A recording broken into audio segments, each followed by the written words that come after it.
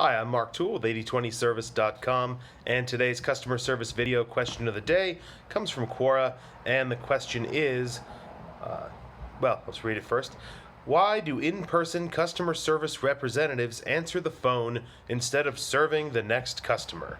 Well, this is a common situation we've probably all seen, probably all familiar with.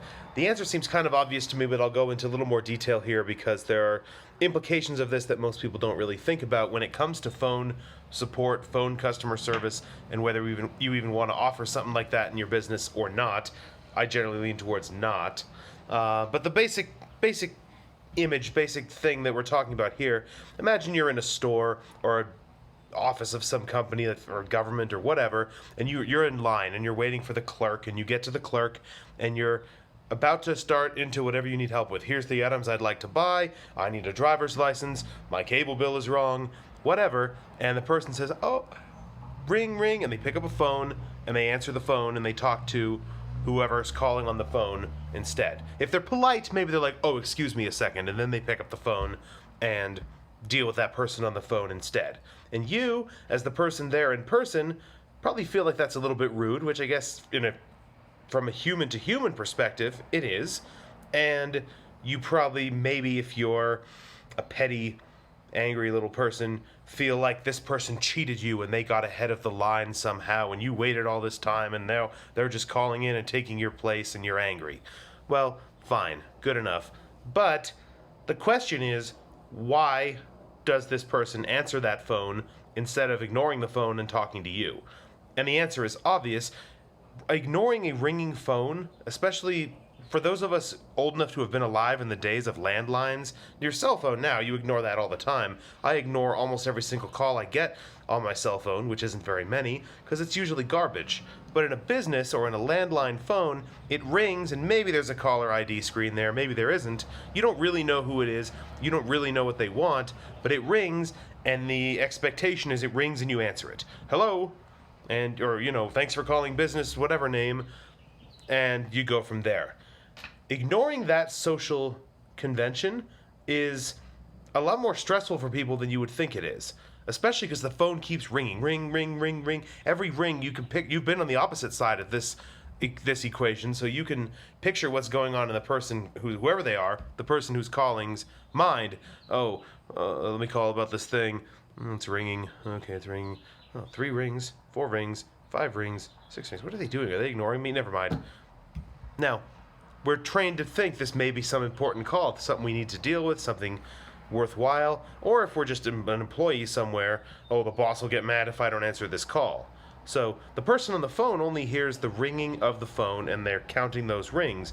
You, the person in the office, see what's going on, you see it's busy, you hear the phone ringing and the guy says, oh, excuse me, and answers the phone. You know what's going on. That guy on the end of the phone doesn't know what's going on. He's being ignored.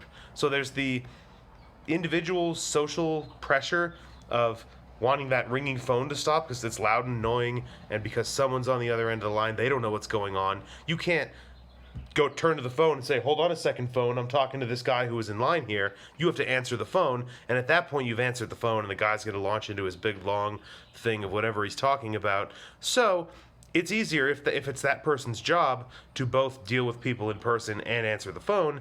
It's easier and more comfortable for him to say, hey, excuse me a second, and then answer this phone call. Now, does that mean it's good? No, of course not. Is that a good experience for you?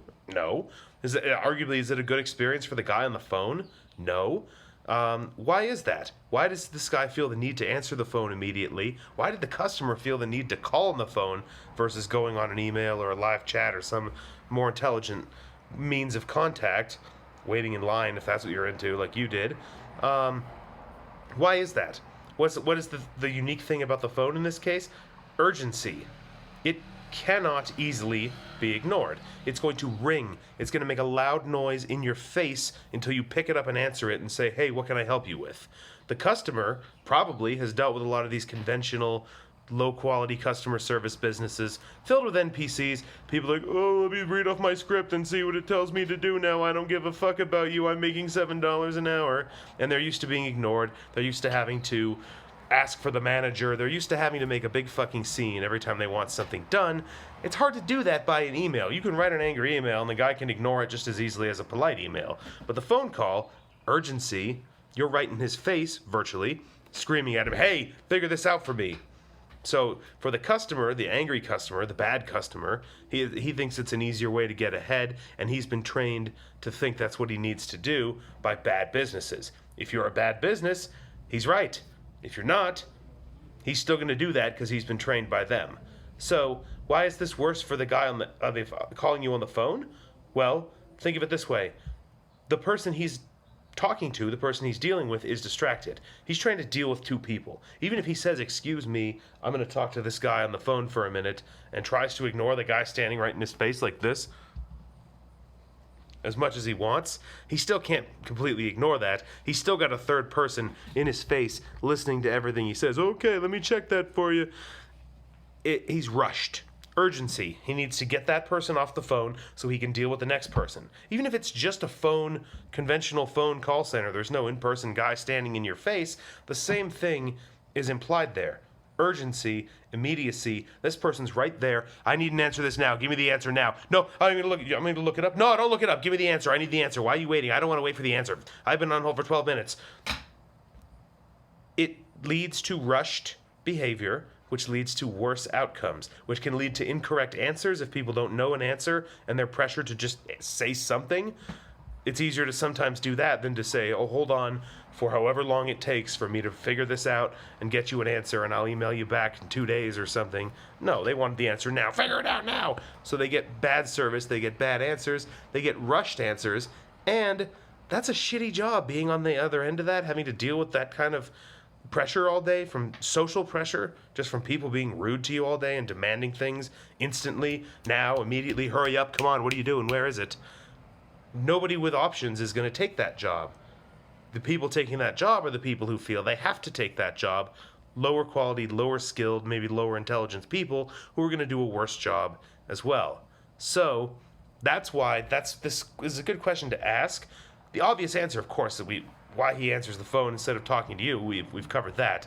But the question is, why, really, if you want to be real simple, why does that business have the same guy answering the phone and dealing with people in person? He's doing two jobs. That's not very effective.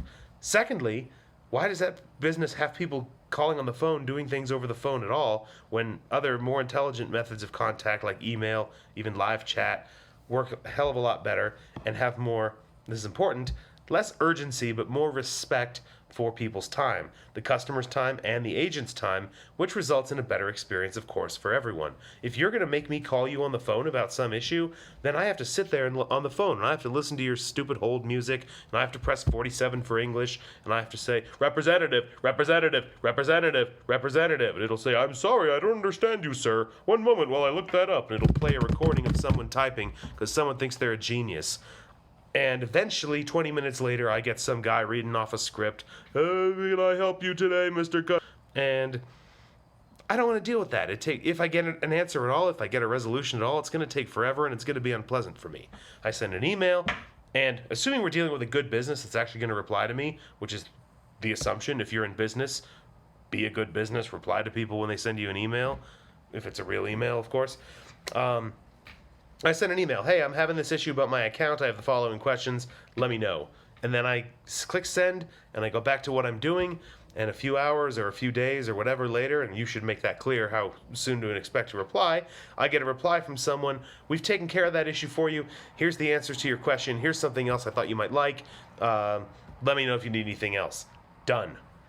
Took very, very little of my time to send that request, and the person answering the request had the time to sit and figure out exactly what the right way to do this, to write a proper email, a proper response. Hey, thank you very much. I appreciate your patience. All this stuff, rather than just some guy on a phone with a thing beeping in his ear, and you can hear the other guy 1 inch away from him reading the same script, checking his watch so he can go have a cigarette and a piss break when they let him. I will be happy with that today, sir. I will be happy to. Oh, no, I said the wrong word and they're going to punish me. That's the problem with phone support in general. And if you take, and some businesses, even if it's not in person, they'll take that phone support guy and they'll want him to do email, or live chat or something like that at the same time as well, and it doesn't work. Phone support, if you're going to have phone support, is really a full-time activity for somebody. Now, if you're not getting any phone calls, of course they can do something else, but really, you shouldn't be getting any phone calls because you shouldn't be doing customer service by phone. You should find a better, more respectful means of doing it for your customers and for your people. It'll result in a better experience for everyone, which happier customers, more money, more profits. There are other reasons too. I talk about them more in other things that I've written, both on Quora and on the website 8020service.com, so you can check that out if you're interested. Otherwise, I'm going to wrap this video up here, and as always, if you like this, like, thumbs up, subscribe, follow, all of that. Oh, thunder. Yeah, ominous. I do one of these videos every weekday on a customer service question. This one came from Quora, but I post these on Quora and on YouTube. So if you have a comment or a question, ask me on Quora, ask me in the comments on YouTube. I may use it in a future video. I also write regularly on customer service and business topics on Quora and on the website 8020service.com. Check all of that out. I'll be back tomorrow with another video.